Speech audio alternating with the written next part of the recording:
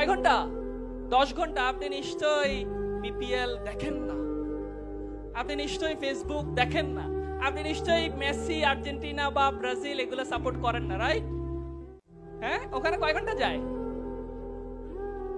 কয় ঘন্টা?